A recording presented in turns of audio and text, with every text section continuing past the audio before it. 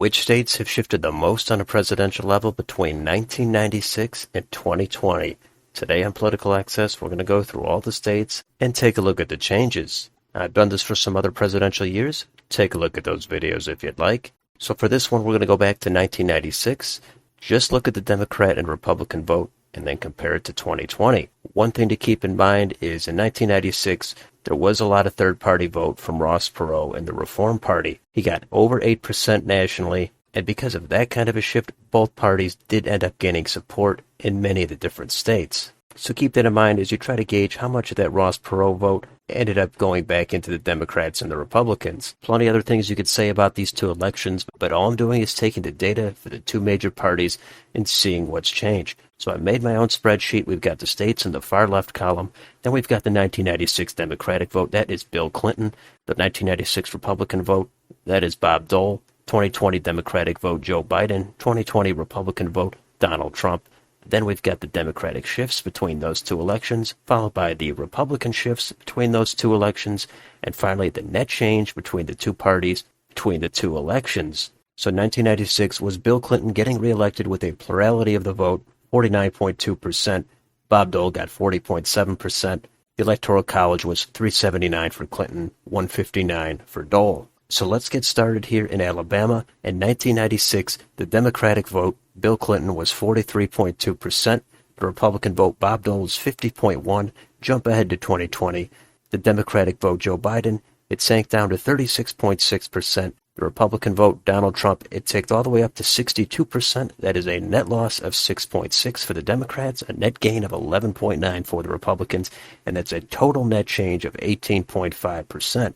And as you'll see in this last column, I also have some shading. The very dark colors, those are over 10-point shifts, and the lightest colors, those are under 5-point shifts. So now we go a little quicker through the rest of this.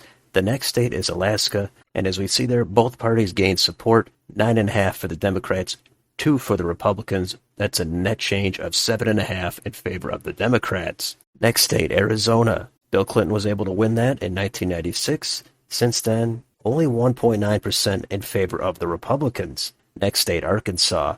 That was Bill Clinton's home state, and he won that big in 96. Since then, this has shifted an astronomical amount of 44.5% toward the Republican Party. Next state, California. That went 16.3 toward the Democrats. Colorado went 14.9 toward the Democrats. Connecticut, not a lot of change there, 1.9 toward the Democrats. Delaware, 3.7 away from the Republicans toward the Democrats. Florida, that went a decent 9% toward the Republican Party. Georgia, we think that state is trending toward the left today, but back then it was also a narrow election. Since then, it's only shifted 1.5 points toward the Democrats. Next in Hawaii, that's a blue state, but that only went 4.1 toward the Democrats. How about in Idaho? That went double digits, 12.3 toward the GOP. Illinois, almost no change there, only 0.6 toward the Republicans. Indiana, double digits there, 10.6 toward the Republicans. Iowa, big shift, 18.6 toward the right. Kansas moved 3.5 points toward the left. Kentucky, we know that state has become much more Republican. Bill Clinton won it in 96. Since then, it's gone 26.8% toward the Republicans.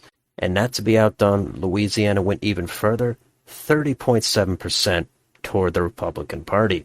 Next in Maine, that went 11.7 away from the Democrats. The next state is Maryland, and that went in the other direction by a whopping 17.2% away from the Republicans toward the Democrats.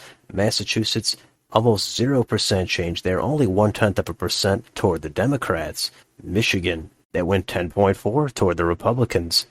Minnesota went 9.3 toward the Republicans. Mississippi, same direction by 11.4. In Missouri, that's another modern red state that was won by Bill Clinton in 96. Since then, it went a whopping 21.7% toward the right. In Montana, that state got redder by 13.4%. Nebraska, very little change there, only 0.4% toward the Republicans. How about in Nevada? That went 1.4 toward the Democrats. New Hampshire, a modest 2.6 toward the Republicans. New Jersey, that's a blue state, but that went 1.9 toward the Republicans. In New Mexico, that had a little bit of a blue shift by 3.5%. New York, that went 5.7 toward the Republicans. North Carolina went 3.4 toward the left. North Dakota, big shift there, 26.5 toward the Republicans. Ohio was easily won by Bill Clinton in 96. Since then, it's mostly a red state, shifting 14.5 toward the right. Oklahoma, huge shift there, 25.3 toward the Republicans. How about in Oregon? That had a decent 8% lurch toward the left.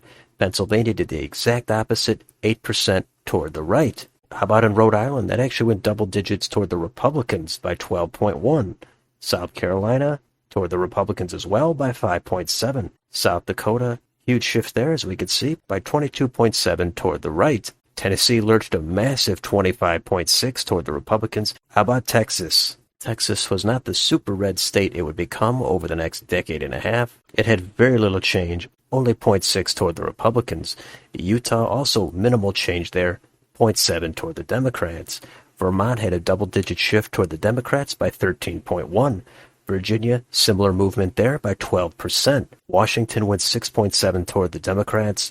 West Virginia, this had the biggest shift of all. It's an almost unbelievable 53.6% away from the Democrats and toward the Republicans. West Virginia used to be a reliably blue state. Not anymore. It's gone completely in the other direction. The next state is Wisconsin. That has gone 9.6 toward the Republicans. And the last state is Wyoming. And that also had a colossal shift of 30.3 toward the Republicans. So those are all of the states and all of the shifts. And we could do one more thing with this data. We can help visualize it by applying it to a map. And here it is. It's the same basic shading. The very dark colors are over 10-point shifts. And the very lightest colors, those are under 1-point shifts. We'll say those are the tilt margins. So there are 4 levels of shading. And most of them are dark red toward the Republican Party. Now, what this indicates is that a lot of the third-party vote that Ross Perot was getting, he took away more of the vote from the Republicans than the Democrats. That's probably the main takeaway, but there's also some states here that have shifted toward the left. They used to be red states back in the 90s, like Colorado and Virginia, and then there's other states, even in the Northeast, that have moved toward the Republicans, like New York and New Jersey and Rhode Island. Those shifts are probably a little bit more unexpected. But sometimes you forget what kinds of margins there were 25, 30 years ago in a place like Texas, Arizona, Georgia. At various points, states had different political identities. Sometimes it can change over a few decades, as there were different swing states in the 90s, just like in the 2000s, and even today. Things don't always stay the same. Sometimes they change a little quicker. Sometimes they take a long time to change. And even though a lot of the states voted in 2020, just how they did in 1996, I do find the margins to be intriguing. And it is tough to think back into the 90s, who was winning each state and with what percent. But hopefully you enjoy seeing these kinds of shifts. There's a lot of data here, so you can draw a lot of different conclusions. But let me know in the comments, what do you think about any of the shifts in any of these states? Which of these are you most surprised by? Let me know down below. And on your way out, don't forget to like, share, and subscribe. Thank you for watching, and I will see you on the next video.